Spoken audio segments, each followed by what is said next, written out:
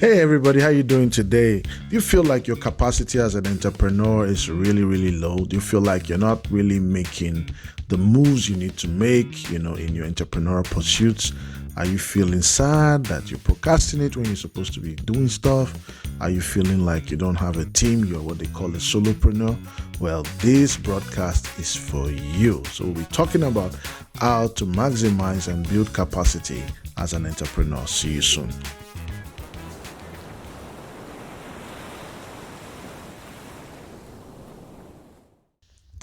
All right, welcome back. Welcome back. Omo Mokwede here. Welcome to Ship Nuggets. We're talking about building capacity entrepreneurially. And I have to say this, as someone who has studied entrepreneurship on a high level and also someone who practices entrepreneurship, this is a very, very challenging topic to talk about because it is one thing to study, it's one thing to study entrepreneurship. It's another thing to do entrepreneurship, to be an entrepreneur. I found that the two don't necessarily mix. There are people who have degrees in entrepreneurship, who study it, go to school. I no knock on that because, like I said, I studied it in school, but it has to translate from the books to activities. So to build the capacity, and I'm just going to go right into it.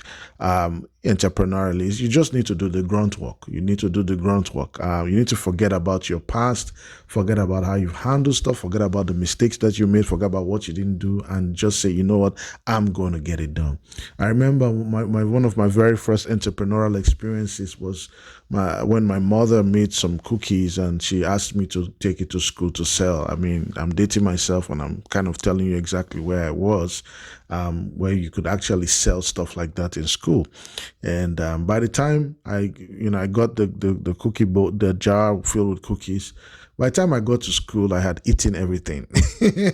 That's to tell you the kind of person I was. I don't have that story where, some entrepreneurs, they say, well, I had a paper route when I was 8. I used to sell candies. I used to sell T-shirts. I was the antithesis of entrepreneurs. I was not qualified. I didn't have an entrepreneurial bone in my body.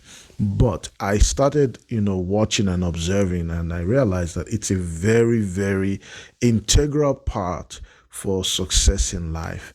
When I even look at the life of Jesus, I see that the people that he called, most of his 12 disciples were entrepreneurs. Most of them. They had stuff they were doing. And one can argue that, well, that was an entrepreneurial era then. People didn't work for people. You were basically an apprentice, and then you went off to do your own thing. But I found that he just didn't call anybody. He didn't call anybody from the religious cycle. He called people that were working, people that had their own thing, and they were doing their own thing. They were, some people were struggling in their thing, but at least they were doing their own thing. And I realized, I'm like, man, I need to get this thing, working in my life. I need to understand these principles, the principles of entrepreneurship, even as a pastor. Like I tell you, these things we talk about are multidisciplinary. They work in any kind of setting, any kind of field. And so I'm like, I need to get this thing, going here. I need to learn how to be entrepreneurial and, grow in it. I found out that the people that build capacity in their entrepreneurial process are people that just do the grunt work. You have to do the grunt work. Nobody else is going to do the grunt work. And by grunt work, I mean the work of just pushing the business along. You cannot just say, well, I have a business, and then you're not each day putting something, taking a step in that business, or taking a step in that calling, or taking a step in that purpose. Every day you have to think about, how can I make a move? And even if you do not make the move right there and then, at least plot a move. Prayerfully plot a move. Prayerfully engage a move. Get friends. Join a small group. I'm so grateful that at my church we have small groups on entrepreneurship where we've created this bond, and we've created this kind of circle where there's accountability, right? You need that accountability to build capacity for your entrepreneurial pursuits. So find a place to join where you can be challenged and motivated to do the grunt work. Look at people who are entrepreneurs and see how they engage. I'm yet to see a successful entrepreneur that started at the beginning that didn't do the grunt work. that didn't, go out to find the customers or make the calls that needed to be made, that didn't, get all the materials ready to meet the needs of their customers, that didn't, build their structure and their processes, that didn't get the back end thing taken care of, that didn't get their marketing taken care of. I have never seen a successful person who has this entrepreneurial capacity not engage and do the work, whether it's even as a pastor, just praying, preparing your messages, making sure that people know where you are, making sure that your sermons are right and tight, making sure that your team is growing. All these little things I have not seen. So you have to do the grunt work. Of course, if you're a person of faith, you're a believer, you trust God to help you, to empower you, to give you grace to do it. But ultimately, you must not be shy to do the grunt work.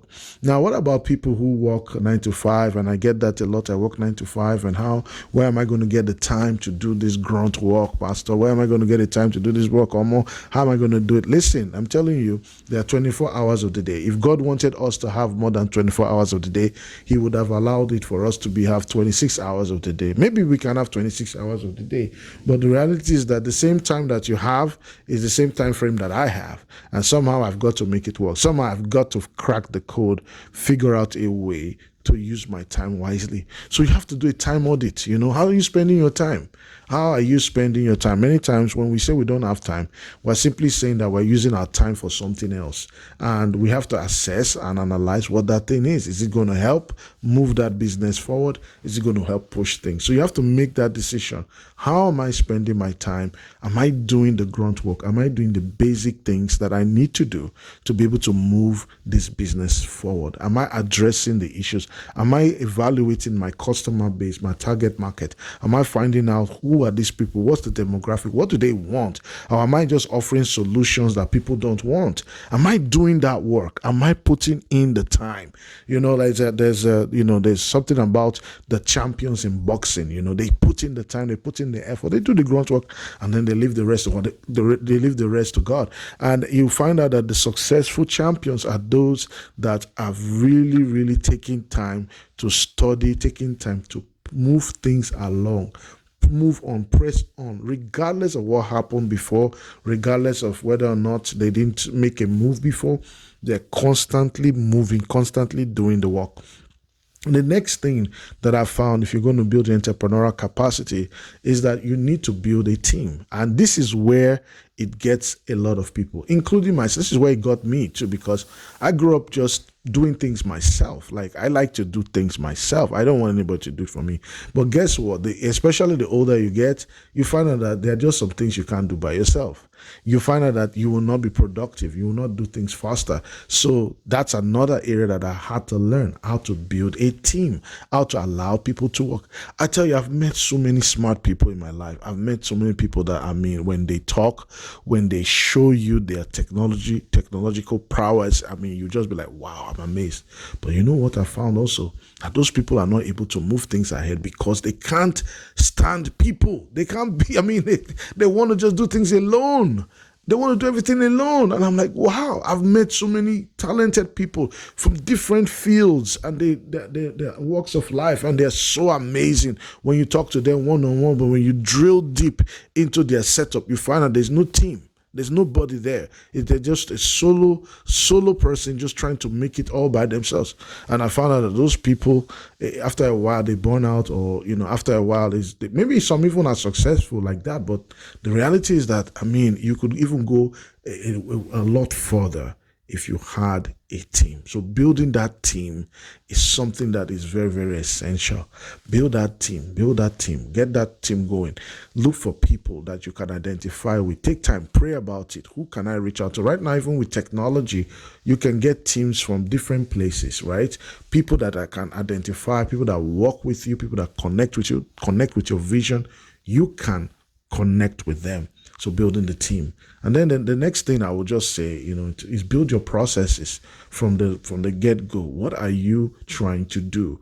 How can you minimize your time and be more efficient? So you got to document stuff. You got to write out things, write out what your processes are, write out how you do your business. Think about how your next 4 or 5 steps in terms of your next moves. Make sure that you are constantly thinking about how to improve your process, your product, and your service. Make sure you're understanding the people that you've been called to reach out to, these problems you've been called to solve.